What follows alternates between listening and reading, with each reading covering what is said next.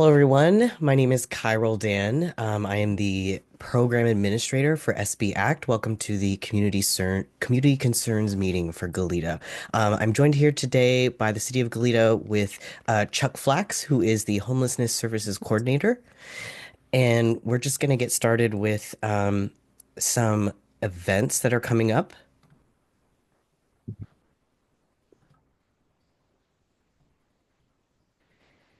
So our next Goleta Wrap meeting will be next Monday on the 3rd at 9 a.m. And then our next community concerns meeting will be Monday. Um, that's that should say, oh yeah, it is February 24th at 12 p.m. I don't know what day it is. And then our next all call meeting is going to be the March 10th from 12 p.m. to 1:30 p.m. And you will need to register for that. So there is the QR code there down at the bottom. This is just going to be talking about what's going on with homelessness kind of all throughout South County. And then we did just have the pick count, so it went really well. As far as I can tell, everything went pretty smoothly. And I'm curious to know if anyone who went to Goleta for the pick count, if they have any feedback that they want to provide or have any questions. I'm just curious to see how it went over there. So I wasn't in the field. The pickup, you can see me in the picture there on the left. The pickup went very smoothly. The return seemed very good. Ellen was there all day. I don't know, Ellen, if you have any report on how things went. I think it went smoothly. I think this was my third or fourth pit count. Pretty standard. I think there was only one new person that I met, but that was good to, you know, encounter someone I wouldn't have encountered otherwise. Definitely used all the bags that were given out, like the hygiene kits. That's great. Awesome. Was there anyone else that was in Goleta? I think Todd was too. I don't know if Todd, you have anything to add. Bless you, Oh, Officer Wolf. bless you. Thank you. Sorry. It's all good. Todd may be busy. I think he's entering the chat, or he's entering right now. This is Joanne. I was in Goleta. I was with Ellen. Oh, great. How did it go, in your opinion? Did it go okay? Fantastic. Awesome. Good to hear. This is Todd Okay, with great. Good Samaritan. I also concur. That was really smooth. I thought it was about as effective as it could have been. Thank you. That's great. Well, if anyone else has any feedback of ways we can improve, please email me or Landon. I'll put my email and his email in the chat shortly. I saw Emily on the call. Emily, can you report on how long you think it will take to get results? Usually takes a few months. I was just curious if you have a sort of estimated time. We don't really. We're working with SimTech, the app creator, on this year's community report. So we're going to be meeting with them soon and talking to them a little bit more about their timeline. It's possible that we'll have, some initial information to share at a continuum of care planning committee or board meeting before the big community report, but I don't have a date right now. Awesome. Thanks, Emily. Okay. Now we're just going to go through. I just want to remind everybody that we do have the warming centers open just to spread the word. We did have some rain yesterday in Goleta. I heard that there wasn't really any in Santa Barbara, but we do have some warming centers more down in Santa Barbara area. We don't have one in Goleta yet, right? Are we still working on that, No. Chuck? Yeah, the current activities happening in Isla Vista, there's a couple of churches that are interested, and the Ivy Community Center is interested, which is great news. So I think they're working with Good Samaritan on that. That's great. Okay. And then I heard on the radio that it was going to be quite cold in Santa Barbara, but the weather report doesn't show that. Emily, do you know if they're planning on opening tonight? I've not received a notice of activation. I'm not I'm not showing a low that Yeah, would that's the cause it thing. to trigger though. Yeah. The KCLU said it was going to be in the 30s, and maybe Wow. even the 20s, but that's not what our weather report shows. So Yeah. They use National Weather Service Mhm. information, but I'm not seeing that dropping that low. Certainly something to keep an eye on, so we'll keep everybody updated. Um, okay. And I would love to hear, Chuck, do you have a presentation or anything that I you do. wanted to If give? you could Okay, great. let me share my screen. Yeah. Yeah, let me let you do so. Oop, still not there. There you go. Okay. Yep. Still says Try now. no. Oh, there it goes. I don't know why it didn't work. Now it should work. There we go. Okay. Okay. Let's see.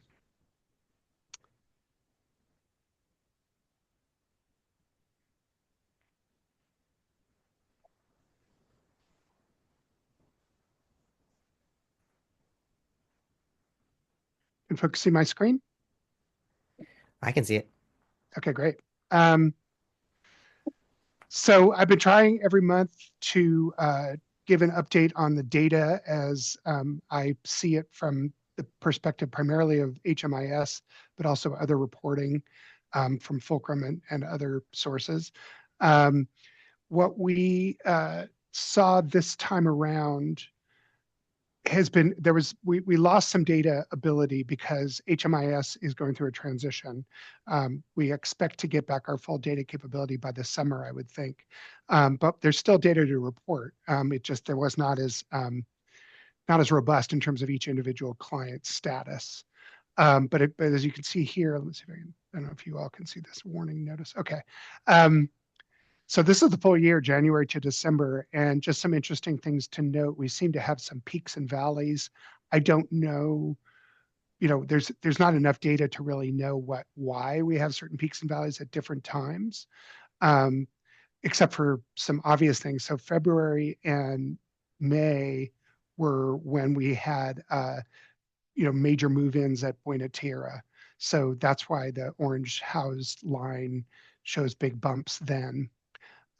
In terms of, we seem to have gotten quite a few new people in the fall that were identified through, and some of this may be because of the result of the success of the Faro Center.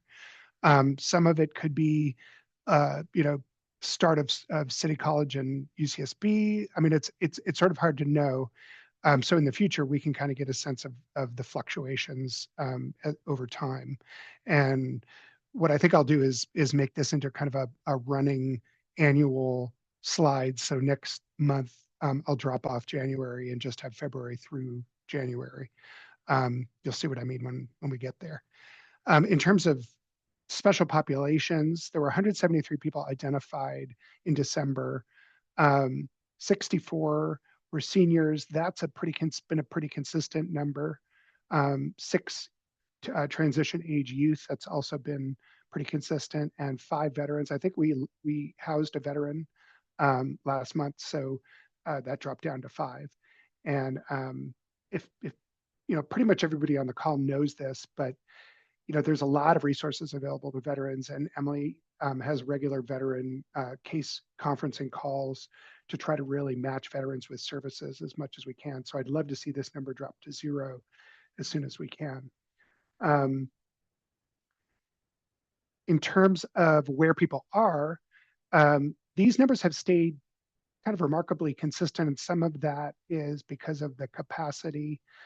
But what we see is, in terms of encampments, right around 70 people are living in encampments, right around 60 plus people are living in shelter. And the vehicle count has stayed pretty much, around 50. There's been some drop. I think that what this, the consistency shows that we're working with the people who want to get served. And they tend to be kind of backfilled by new people. I know that everybody on the call is out there on the streets every day trying to get people to enroll and helping folks get placed. So it's just, it's a game of consistency. We have to just keep at it. And then finally, the last slide, this is of some real concern to me. So based on the fulcrum data that New Beginnings puts in, they record quite a few more people, like 200 more people than are enrolled in Goleta, who are living in vehicles. And I believe that we'll see confirmation of this from the point in time count as well. It's very interesting that most of the commercial parking lots, including our own City Hall lot, seem to have some regular people living in their vehicles. I don't know if Cora, you can comment on this. We've talked about it over time quite a bit. My perspective is that many people who live in vehicles don't see themselves necessarily as homeless, and so don't necessarily want homeless services. But it's kind of a sad commentary on our time that we see this large number of people living in vehicles. Cora, I don't want me to put you on the spot, but did you have anything to add to that? No, you pretty much nailed it, Chuck. That is sort of exactly what's going on. A lot of the people that are living in their vehicles don't necessarily, you know, consider themselves to be homeless. However, we do regardless. We just keep, we hopefully we wear them down, because that has been the case in on several instances where we just keep at a person, and then eventually they'll enroll, or eventually we'll be able to help provide them some sort of services. So just because that's what they say, that doesn't deter us. Thank you so much. And the good news is that I know New Beginnings is working on another lot in Goleta for safe parking. So I'll be talking to them over the next weeks to get that process in motion. So that's my presentation. I don't know if there's any questions. We have lots of other people who are going to report on Goleta, but that's kind of my perspective. That's great. Thanks, Chuck. Guess now we'll open it up to some outreach. Can we maybe start with Good Samaritan ARPA team? They don't seem to be here. They don't? Okay. What about maybe Surf? Good Samaritan, Surf 2? Yep. Or Perfect. Yes. good morning, or hello, everyone. This is Todd Johnson with Good Samaritan Shelter Surf 2. Last week, the team was able to get 2 individuals in the shelter. We had 2 new enrollments. I'm also really happy to announce that one of my longest, oldest clients has been permanently housed at Bradley Studios, which I'm super grateful for. And last week, we also did several fulcrum updates. The main focus was on San Pedro Creek, San Jose Creek, Maria Ignacio Creek, Tascadero Creek, San Antonio Creek, and all, as well as all as IV. And fulcrum has been updated with detailed photos. Thank you. Thanks, Todd. Let's go with CityNet. Hi, this is Ellen with CityNet. Last week we had Pitt, so that disrupted things a little bit. We did meet some new folks, and then we also there was a lot of clearings. So this week is going to be kind of dealing with the fallout of those clearings and finding people, seeing where they went, seeing like what stuff they lost, what we can get back for them. So we'll be doing Elwood, and I think it went down towards Glen Annie this week, going out there. Last week we went out a lot to this, like the triangle on Stork that used to be kind of a hot spot. This morning I went out with Karen to the marketplace, and we met 3 different people who were all from IV. So we just made sure they had connections to agencies. They all seemed to. We did get one person into shelter on Friday that had been like, I think, kind of months in the making. So that was exciting. And I think we have one more person that is slated to enter La Posada this week. So I'm just coordinating with Bree. But that's where we're at. Awesome. Thanks, Ellen. Okay, let's go over to where did she go? Cora. Hello. Hello. Yes, we at Safe Parking and the Surf program, we do continue to do outreach in Goleta on East and West. So there's not much to report. We just we keep at it. And Wednesday we have a nice chunk of time in mid-morning to go out there and really hit some of the hot spots that are out there and try to help clean up Fulcrum as well. So that's what we're doing. That's great. Thanks, Cora. Maybe we can go over to Jean. Sorry, I couldn't find the microphone. It's all A good. lot in the way of updates. It looks like La Posada's moving along. I think they're for Be Well, the units are there at 36. So they have 4 units for the CARE Act clients. And I think they probably have a couple scheduled to go there in the next month or so. Awesome. Thank you. Gary, do you have anything for us? No, actually, just one of our buildings had a couple of reports of some people that were kind of sneaking in at nighttime hours, and they've been dealing with them internally. They've requested that we have our COTs. A lot more in the freezer. Have some of our student employees that just kind of run around, the CSOs, if you're familiar, to deal with them. But I suspect they're the same 2 people we kind of had contacted in November of last year, very compliant, and we actually hooked them up with Good Sam. So we'll more on that later. But other than that, status quo. Thank you. Thanks, Gary. Connor, do you have anything for us? I do not have any particular updates. Yeah. Okay, great. Yeah. And then George, did you have anything? I do. I'm actually just switching over to my laptop. Sorry, I was driving. Okay, no if problem. you want to go to the next item, and then I'll get on camera in just in about a minute. Thanks. Sounds good. Yeah, no problem. Catherine, did you have anything? Hello, everyone. I've previously reported that we've been focusing on some encampments in the Maria Ignacio Creek. We will be posting those sites this Thursday. So removal will be taking place next week. And then, no, I think that's it. Great. Thanks, George. There you are, George. Thanks, everyone. Oh, sorry. Still on the phone. Okay.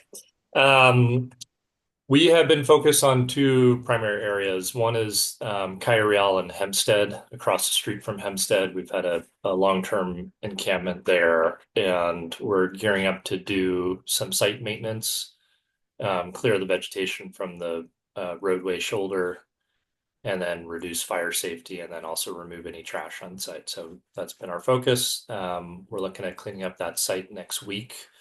And I'm reaching out to Caltrans to see if they can also repair the fence there, and potentially address the encampment on their side of the fence. The other big area has been in Old Town. So we did a trash pickup along San Jose Creek, basically from Hollister up to Somerset on the north side of 101 as well. A lot of activity around Armitos in particular. That's been our focus. And then, of course, with the rain, we'll just keep an eye out for folks that are moving around and perhaps setting up camp in our open spaces.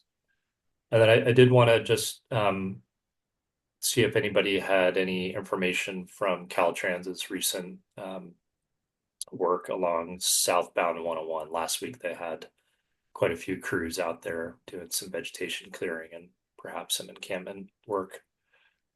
It's at the west end of Goleta, out by Winchester Canyon. Was that part? So that was in the clearing zone, George. We had notice, actually about 4 or 5 week notice from them for clearing from Winchester to Glen Annie. So our teams were able to go out and at least let people know what was coming and support them. Ellen reported as you were driving in that CityNet will be out there trying to locate people and support them. So yeah, that happened. I had a question for you about the Armitos area. My visual observation of that area is that it's mostly like hangouts, not encampments. Is that, would you Yep, concur with that? that's what I Okay. saw. Yeah, Yeah. that's great.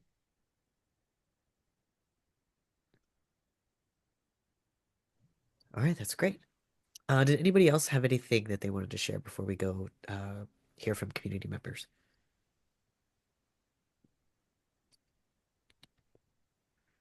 All right, not seeing anything.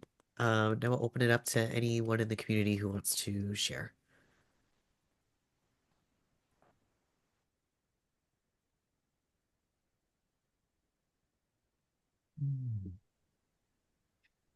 Go ahead, Randy. Got anything for us? Uh, I, this is Randy Sunday. I can't find my hand, but anyway, um, I know last Friday was this big gathering, I think at Lenny Fablon Forum at City College on upward mobility as a result of the report that Santa Barbara County is number two and the largest number of people under the poverty level. And so there's about 14 different groups, Laura Capps' office, Alan Hancock, Dignity Move, SynCal, Communify, Food Bank, Housing Authority, New Beginnings, People Helping People, Santa Barbara City College, County Social Services, Santa Barbara Foundation, Chamber of Commerce, and United Way. And it went all day. And I guess it's going to be a 2-year approach, 2-year study. And I'm just wondering if anyone specifically from the homeless community was going to be involved in that. You mentioned some groups that are. New Beginnings. Yeah. I don't know if CityNet did. I don't know if anybody here on this call can comment on that because that's a policy level conversation that, so it's really focused on kind of broader policy related issues and at the county. I don't know, Emily, did you know if anybody from Homeless Services at the county attended? Lucille attended the conference, but we weren't like involved in planning or doing anything like that. Mm-hmm. I think this was a kickoff effort, Randy, to kind of get things started. Were you there? Do you have anything? No, I tried to get there and they said all the places had been taken and then it turned there were 30 empty seats. That's frustrating. Yeah, it was a little bit. And at the same time, just I was just wondering in particular about just housing in general. If people, whether it's in the homeless community or with the upward mobility group or anywhere, we're sort of reevaluating the situation in terms of, for instance, where the housing could be. I mean, I'm not happy about having 7,100 people being accommodated within a 1.5 mile radius of where I live in Goleta. It just seems sort of crazy to me to be dropping that many people. And when I spoke to one of the supervisors, I said, "Why aren't you looking at San Ynez Valley?" And they said, "Oh, well, there's a water shortage there." And so I decided to do some research and talk to the people with the San Ynez Water District, both in terms of wells and in metered water. And both of the people there said, first of all, the Lake Kachum is full. And usually if there's any shortage, they won't give out meters to new build, but they haven't had any problem with that. And wells, there's 1,200 wells.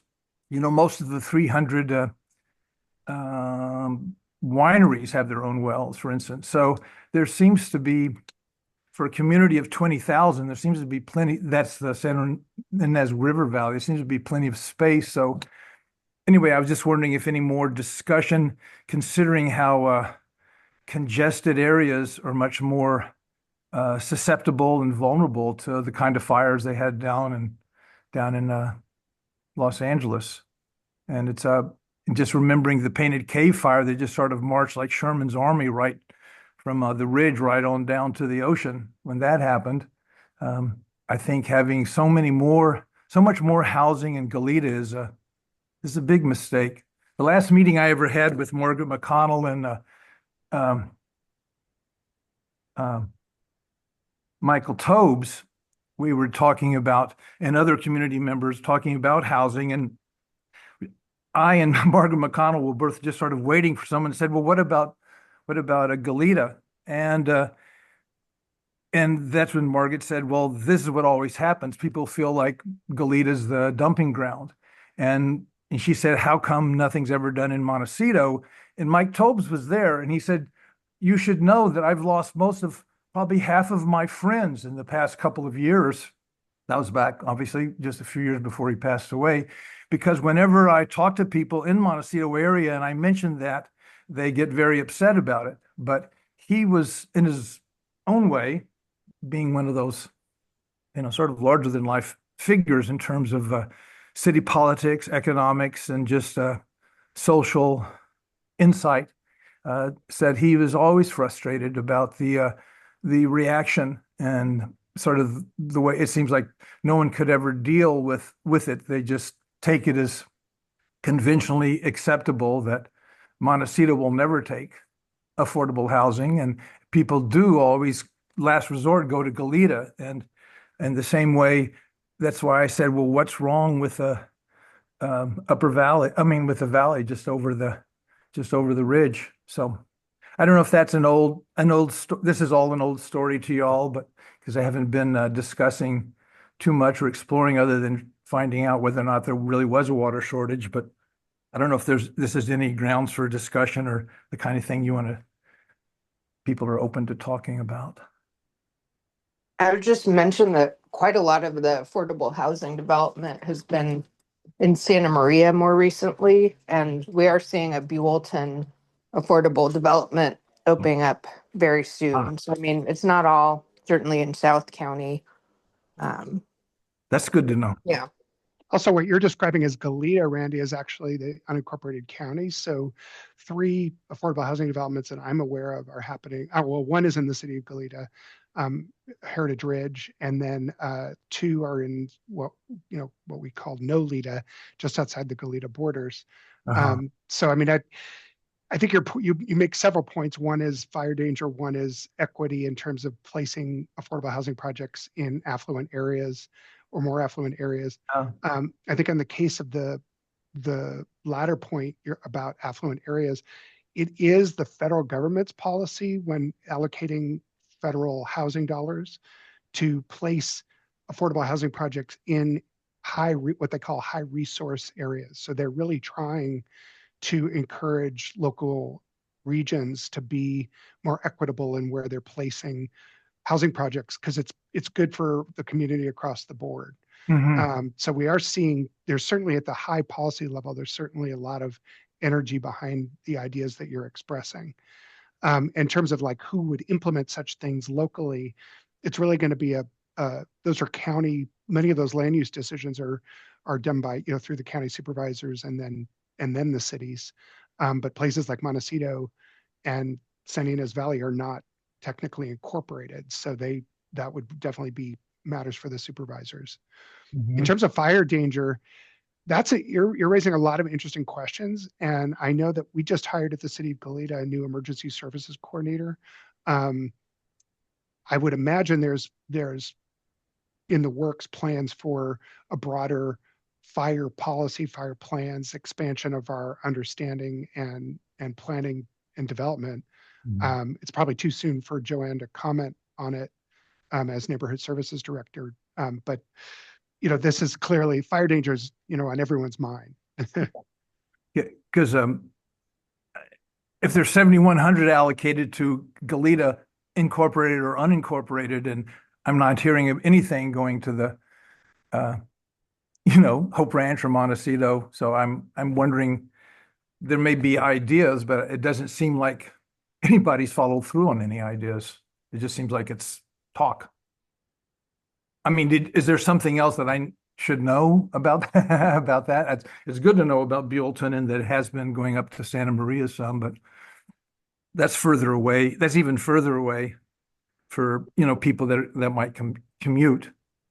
I mean, I would just say it's not easy always to find a property that can be developed, and doing infill in areas that are already developed, brings additional challenges. So, I know the housing authorities, when they're looking at properties, a lot of times what is the most effective is if we can find a government-owned property, to partner with them on. I don't know how many of those would be available in Montecito and Hope Branch. So, that would be part of the it's complex finding the appropriate, lot of land. And the cost can really be prohibitive for developing affordable housing. So, some of the projects recently that have been successful, it's been government property that can be developed. And I would just say, Randy, that in regards to policy input, that this group, we're implementing policies that come down from our elected officials. In terms of changing policies to the point where we start looking at differential purposing of land, that's something that really does have to go to the top. So I encourage you to talk to your elected officials. I know you do, specifically about your ideas and about where you think there could be movement. We tend to respond, not create new plans in our case. It seems like there needs to be somehow some really big-minded thinking, something beyond just government properties. I mean, I just think about Eli Luria and Mike Tobes and the people with City College, how they managed to create, the one of the most beautiful campuses in the nation, and just through buying, selling, moving things around. So it's it's a tough one. Anyway, enough said there. Thank you. Yeah, thank you, Randy. So anybody else want to share before we end the meeting?